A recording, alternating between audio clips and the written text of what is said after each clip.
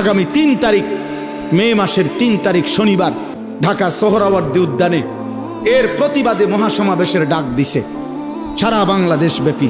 যুবক ভাই, তোমরাও যাওয়ার চেষ্টা করবা। ইমাম সাহেব, আপনিও মেহনত করবেন। এই নওজোয়ান, এই কিশোর ভাই, এটা কোনো কথা হইল ভাইয়া? এটা কোনো ইনসাফের কথা হইল? কমপক্ষে 10টা ধারা, 10টাও সুপারিশ এরকম যেটা সরাসরি আল্লাহর কোরআনের বিরোধী। ছেলে মেয়ে যদি ধর্মীয় বন্ধন মানে ধর্মীয় নিয়ম কানুন ছাড়া যদি একত্রে থাকতে চায়, রাষ্ট্র সমাজ তাদেরকে বাধাগ্রস্ত করতে পারবে না।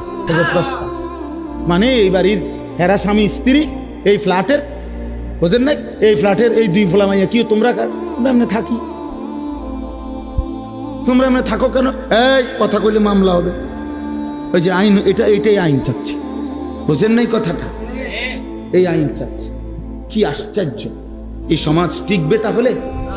এই সমাজ টিকবে বলেন? আমাদের পরিবার প্রথা টিকবে তাইলে?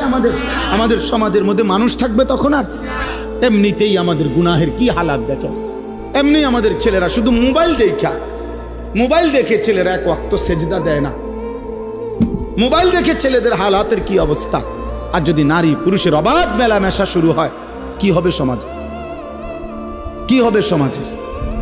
এই জন্য আলহামদুলিল্লাহ সারা বাংলাদেশ থেকে ওলামায়ে কেরাম প্রতিবাদ করছে, এবং ওলামায়ে কেরামের এই জমিনে বাংলাদেশে ইনশাআল্লাহ এমন ঘৃণ্য কোরআন সুন্নাহ বিরোধী নারী সংস্কার কমিশনের এই প্রস্তাবনা পাশ হতে দেওয়া হবে না ইনশাআল্লাহ। আবার লড়াই হবে ইনশাআল্লাহ, আবার যুদ্ধ হবে ইনশাআল্লাহ, ইনশাআল্লাহ। আল্লাহ তাআলা আমাদেরকে বুঝার তৌফিক দান করেন।